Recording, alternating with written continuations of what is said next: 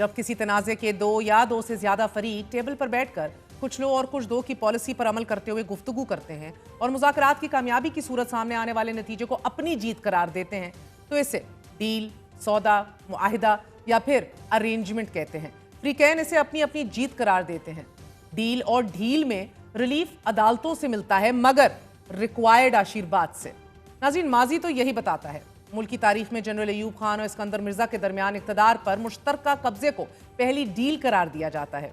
जब सेक्रेटरी दिफा Iskander Mirza general Ayub Khan को कमांडर इन चीफ बनाए जाने की ना सिर्फ लॉबी करते हैं बल्कि मुकम्मल हमायत करते हैं और इसके बदले जनरल अयूब खान इस्कंदर मिर्जा को 1958 में 1956 का आइन मुअत्तल करने और इक़्तिदार पर कब्जा जारी रखने में मदद देते हैं। 1951 से शुरू होने वाली ये डील इस्कंदर मिर्जा की तरफ से 7 अक्टूबर 1958 को मुल्क में पहला मार्शल लॉ लगाए जाने और जनरल अयूब खान को चीफ मार्शल लॉ एडमिनिस्ट्रेटर लगाए जाने से होती हुई 27 अक्टूबर 1958 के दिन तक जारी रहती है। नाज़रीन, जब जनरल अयूब खान इस्कंदर मिर्जा को इक़्तिदार से बेदखल करके इक़्तिदार पर कब्जा कर लेते हैं, हम सब वेबसाइट पर छपने वाली आर्टिकल में मारूफ सहाफ़ी इनाम अजीज लिखते हैं कि अयूब खान वैसे तो इस्कंदर मिर्जा के बहुत ज्यादा वफादार थे लेकिन मुकम्मल इक़्तिदार से कौन कन्नी कतराता है।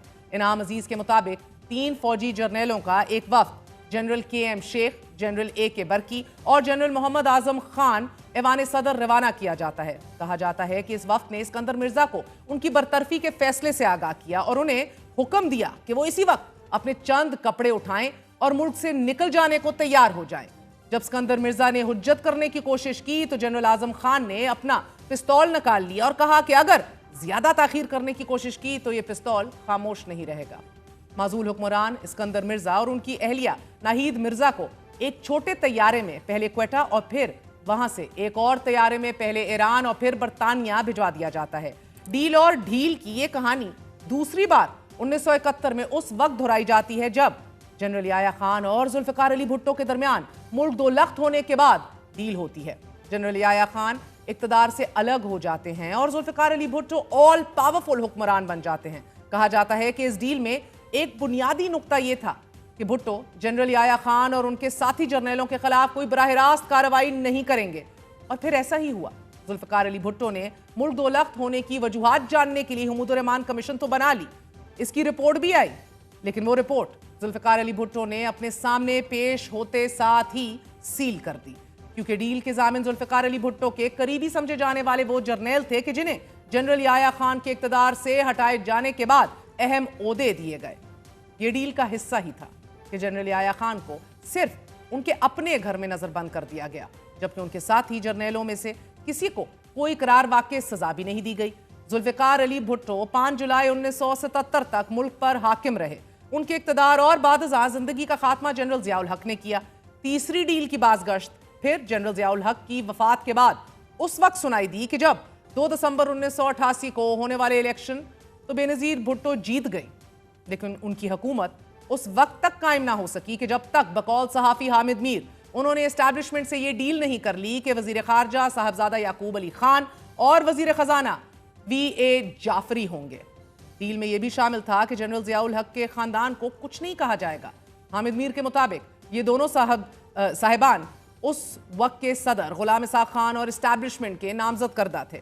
इसी डील में यह भी तय हुआ कि बेनज़ीर भुट्टो सदर के इंतखाब में गुलाम इसाक़ खान की हमायत करेंगी जबकि तहरीक बहाली जमहूरियत यानी कि MRD की जमातों ने नवाबजादा नसरुल्लाह खान को सदारती उम्मीदवार नामजद किया था।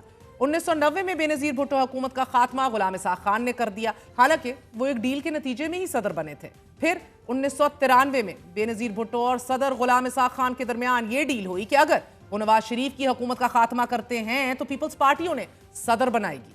सदर गुलाम इसाक़ खान ने 58(2)B की तलवार का इस्तेमाल करते हुए नवाज शरीफ की हुकूमत का धड़म तख्ता कर दिया, लेकिन इस बार पीपल्स पार्टी ने गुलाम इसाक़ खान को डिच करते हुए फारूक लगारी को सदर बना दिया। सदर फारूक लगारी एस्टैब्लिशमेंट और बेनज़ीर भुट्टो दोनों के करीब थे, लेकिन फिर सदर फारूक लगारी और नवाज शरीफ के दरमियान एक खुफिया डील हुई और इस डील में सैयदा आबिदा हुसैन ने अहम तरीन किरदार अदा किया। 1997 में नवाज शरीफ 2/3 अक्सरियत के साथ वजीर आजम बन गए।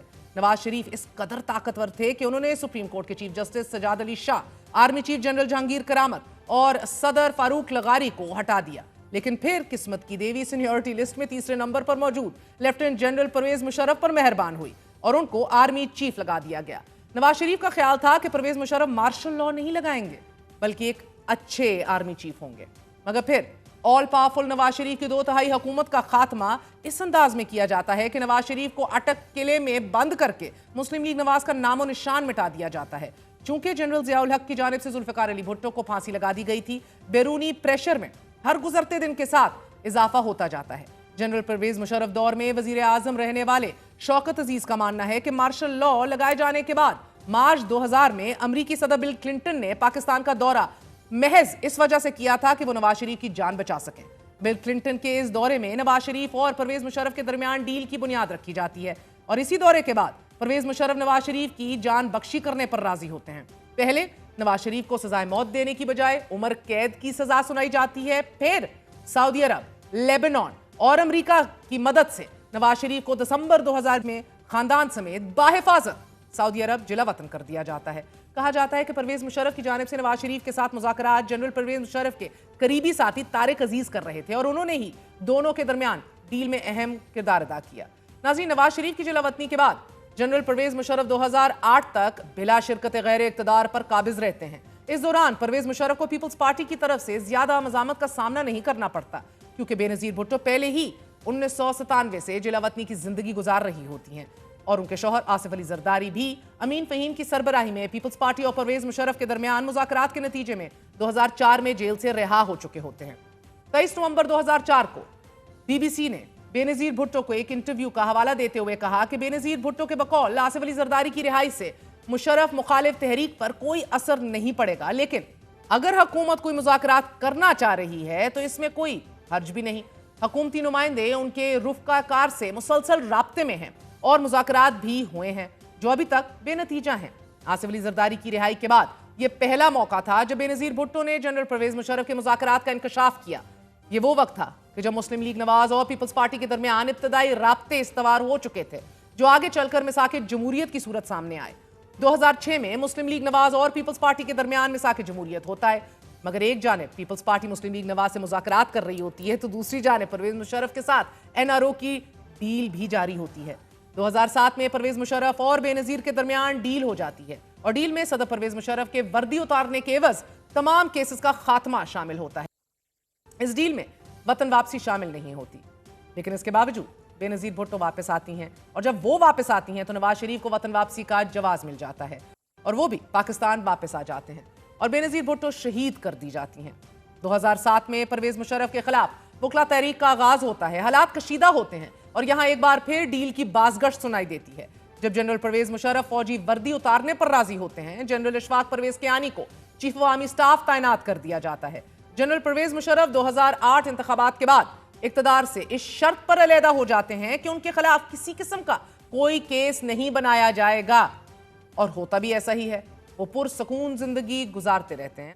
जजेस बहाली की तहरीक में नवाज शरीफ लाहौर से मार्च लेकर इस्लामाबाद की जानिब बढ़ते हैं और जनरल इशफाक परवेज कियानी जब जजेस की बहाली की यकीन दहानी करवाते हैं तो मार्च रस्ते में ही रोक दिया जाता है।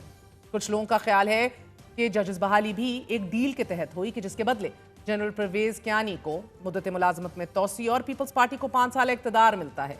2017 तक मामलात चलते रहते हैं और फिर नवाज शरीफ को नैब केसेस में सजाएं सुनाकर 2018 इलेक्शन से फकत 15 दिन कबल वतन वापसी पर गिरफ्तार कर लिया जाता है। 2018 इलेक्शन से कबल भी यह कहा गया कि इमरान खान को एक डील के नतीजे में वजीर आजम बनाया गया है क्योंकि जनरल बाजवा और जनरल फैज हमीद दोनों अपने अपने मुफादात का तहफ़्फ़ुज़ चाहते हैं। लेकिन फिर 2019 को मिस्टीरियस सर्कमस्टांसेस में नवाज शरीफ को बैरून मुल्क भिजवा दिया जाता है।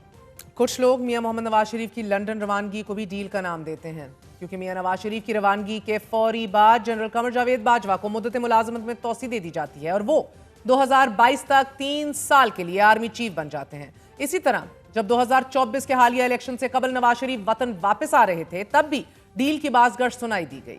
कहा गया कि नवाज शरीफ डील के तहत वापस आ रहे हैं। जहां 90 की दहाई को डेकेड ऑफ डील्स करार दिया जाए तो गलत ना होगा। वहीं मुल्क की सियासत में अगर डील और ढील का कैरेक्टर ना हो तो सियासी तारीख हमारी मुकम्मल नहीं होती। ना पहले कभी किसी ने डील या ढील को माना है और ना कभी आज कोई भी मानेगा। واضح طور پہ خان صاحب کل کہہ چکے ہیں کہ اگر خان صاحب جیل میں ہیں تو وہ کسی ڈیل کی نتیجے میں نہ باہر آئیں گے نہ کسی ڈیل کی نتیجے میں اس کیس کا فیصلہ ڈیلے ہونا چاہیے۔ ہمارا بھائی 1.5 سال سے زیادہ ہو گیا وہ جیل میں بیٹھے ہوئے ہیں۔ کیا بیک ڈور اگر کرنا ہوتا تو ان کو پہلے دن نہیں کر دینا چاہیے تھا کہ میرے سامنے 200 کیسوں کا پہاڑ ہے، میں ڈیل کرتا ہوں بیک ڈور سے اور باہر نکل جاتا ہوں۔ ناظرین، ایک منجو سیاست دان نے ایک بار مجھے یہ کہا تھا کہ ڈیل کرنا کوئی گناہ نہیں، سیاست دان کا کام بند دروازے کھولنا ہوتا ہے، اس کا کام یہ نہیں ہوتا کہ وہ ہتھیار اٹھا لے اور جان دے دے۔ مگر ایک چیز واضح ہے، موجودہ صورتحال میں بظاہر ڈیل ہونے کے کوئی چانسز اور امکانات دکھائی نہیں دے رہے۔ ماضی کا ضامن آج ایک فریق ہے، پھر دیکھنا یہ بھی ہے کہ ڈیل کی ضمانت دے گا کون، ڈیل کی جزیات کیسے طے ہوں گی، اور سب سے اہم سوال، ڈیل کے نتیجے میں یہ فیصلہ کون کرے گا کہ فاتح کون ہے اور مفتوح کون۔